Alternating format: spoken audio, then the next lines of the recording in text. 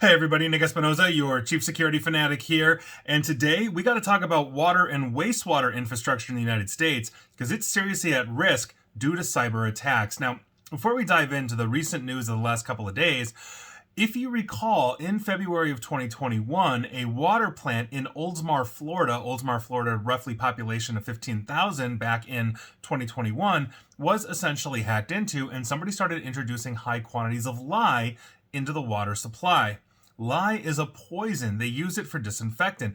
And if one of their employees had not simply caught it just by accident walking by saying, hey, that's not right, a whole bunch of lye is starting to get dumped into the water supply, and reverse that very quickly, we have probably would have seen the first mass casualty event due to a cyber attack in history.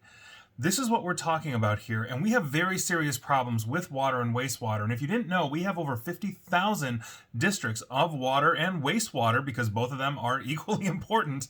You want to pipe the crap right out of your house. That's wastewater. So it's very important because think about this. We are all drinking in some way, shape, or form from a municipal supply. Even if you're buying bottled water, it's usually coming from municipal sources, not to mention livestock, animals, your pets, everything else. So this is a huge thing. And the last couple of days have been rather concerning for this, although I wouldn't necessarily call it a trend, but it does underscore one of the big problems that we have. Now, as a backdrop of this, for more details, I'm going to turn to Dan Gooden of Ars Technica, who had a pretty solid write-up on basically the last couple of days in this, because in the stretch of a few days, 2 municipal water facilities that serve more than 2 million residents in parts of Pennsylvania and Texas, and again, don't forget, pets and everything else that use and drink water, basically they reported network security breaches that have essentially hamstrung parts of their businesses or operational processes. Now, in response to one of those attacks, the Municipal Water Authority of Alkeepa in western Pennsylvania temporarily shut down a pump that provides drinking water from the facility's treatment plant to the townships of both Raccoon and Potter, and that is according to reporting by local publication Beaver Countaian. Now, that is obviously a huge thing. Imagine being at home and your water doesn't work, and the whole town's water doesn't work. That is exactly what we're talking about here. Now, CISA, or the Cybersecurity Infrastructure Security Administration, this past Tuesday published an advisory that warned of recent attacks compromising Unitronics PLCs, or programmable logic cards, that are used in water and wastewater systems. These are often abbreviated as WWSES. Now, a PLC basically is that controller you send commands to: open the gate, release this, do that, etc., etc. And if you can hit these things due to vulnerability, you can actually alter the way things work or simply shut something down. Now, although the notice did not identify the facilities by name, the account of one of the hacks was almost identical to the one that occurred inside the Alakepa facility. Quote, cyber threat actors are targeting PLCs associated with WWS facilities, including an identified Unitronics PLC at a U.S. water facility, according to CISA. Quote, in response, the affected municipality water authority immediately took the system offline and switched to manual operations. There is no known risk to the municipality's drinking water or water supply, end quote. And that's the nice part about this, is that we can do it the old-fashioned way, but nevertheless, we've got 50 plus thousand water and wastewater districts, and this is a huge problem, and I've been talking about this one for, quite frankly, years. Now, water authority officials told reporters that the hack PLC regulates the pressure to elevated regions and was housed in what is known as a booster station that served both the towns of Raccoon and Potter.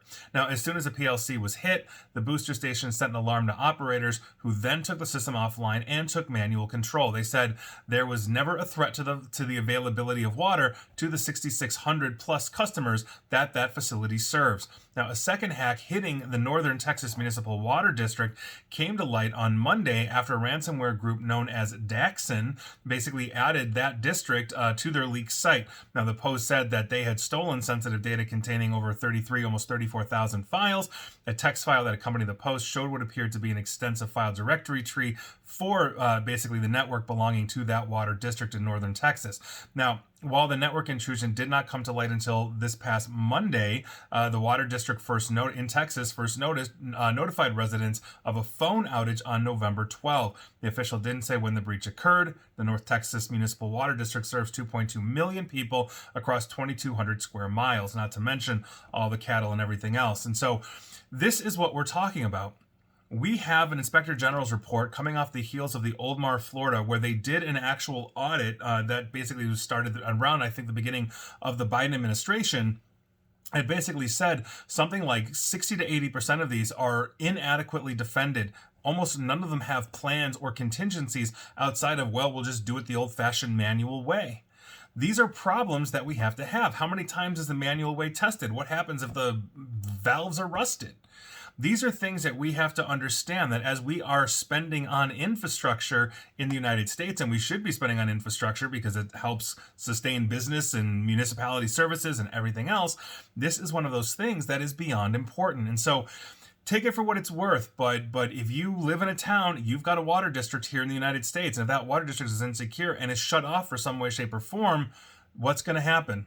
Run on bottled water at every supermarket, every gas station, everything, everywhere, until that runs out. And hopefully we don't see that. Or hopefully it's not something like Oldmar, Florida, where lye is introduced and nobody catches it, and we have a mass casualty event. Understand, we've been at cyber war with Russia and a whole bunch of other countries for years now. And I'm not saying they're innocent, we're innocent, or anything like that. I'm not making prognostications here, is what I meant to say. But what I'm saying is we are a large surface area for attack. And hitting infrastructure like that is not just the potential death or absence of a critical need. It also is demoralizing. It creates fear, especially and instability in a nation. So this is an issue. We've got to address this. We've got to be spending properly on this. And if you work for municipal government, you've got to be prioritizing these kinds of things, because it's just as important as the first responders getting that disaster. And that is your news of the day. And please like, share, follow me here on Facebook and Twitter at NickAESP. And please feel free to subscribe to me at YouTube as well. And as always, stay safe, stay online, and please attempt to stay private. Thanks, everybody.